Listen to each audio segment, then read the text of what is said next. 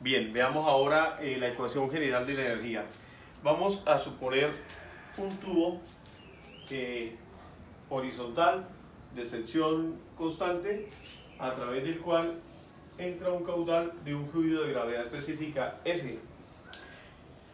Hasta ahora lo que vimos con la ecuación de Bernoulli sería presión en 1 sobre el peso específico más velocidad 1 al cuadrado sobre 2 veces la gravedad más altura 1 igual a la presión en 2 sobre el peso específico más la velocidad en 2 al cuadrado sobre 2 veces la gravedad más la altura 2.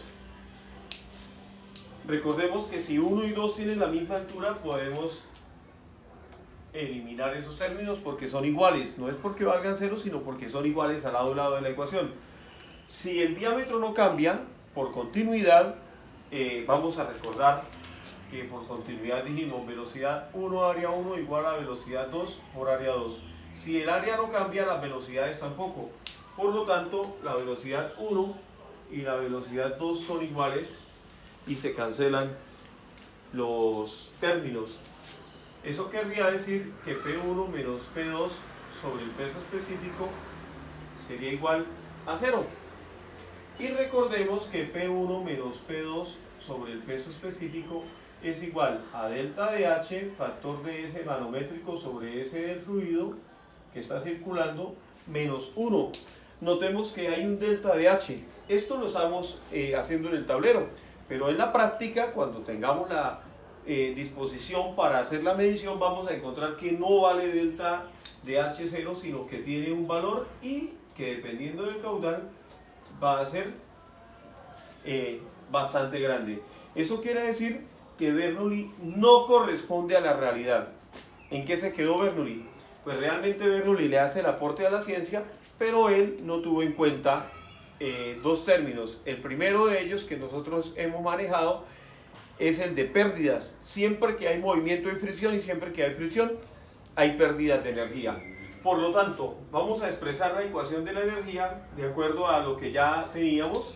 Bernoulli, presión 1 sobre el peso específico más velocidad 1 al cuadrado sobre 2 veces la gravedad más la altura 1 igual, dejo un espacio, presión 2 sobre el peso específico del fluido más velocidad en 2 al cuadrado sobre 2 veces la gravedad más la altura 2.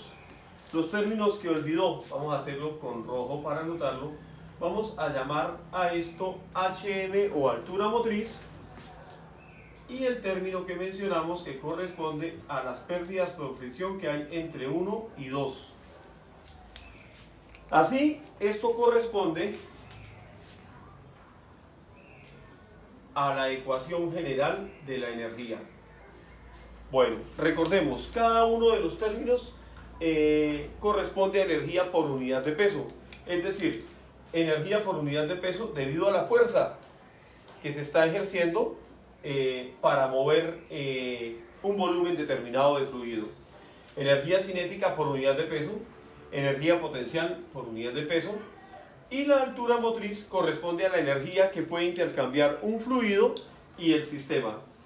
Entonces, la altura motriz, vamos a definirla.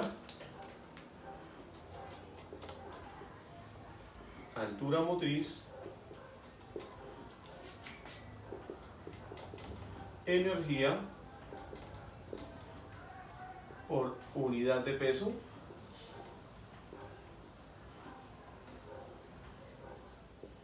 que intercambia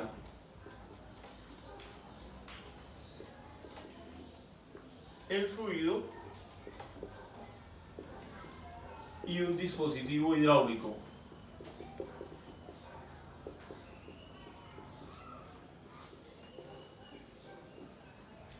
Ese dispositivo hidráulico es lo que nosotros llamamos máquina hidráulica y que corresponde al tercer corte. Por ahora vamos a ver en términos generales. Debemos tener en cuenta, nosotros sabemos por experiencia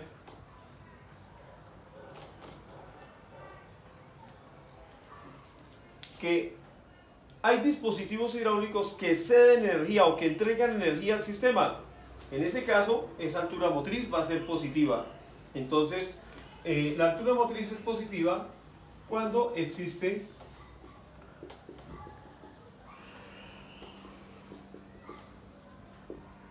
una máquina hidráulica que llamamos bomba hidráulica ortodinámica o centrífuga. Pero obviamente hay más bombas y hacen el mismo trabajo. La altura motriz será negativa cuando el fluido entrega la energía al dispositivo. Y eso ocurre con las turbinas hidráulicas.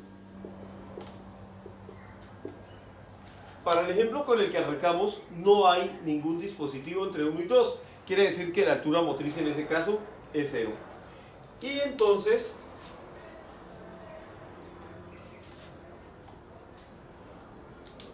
HF entre 1 y 2 corresponde a las pérdidas por fricción, pérdidas de energía por unidad de peso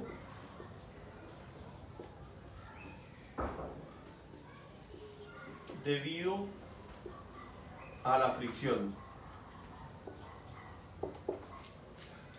Bueno, en el siguiente video veremos cómo determinar las pérdidas.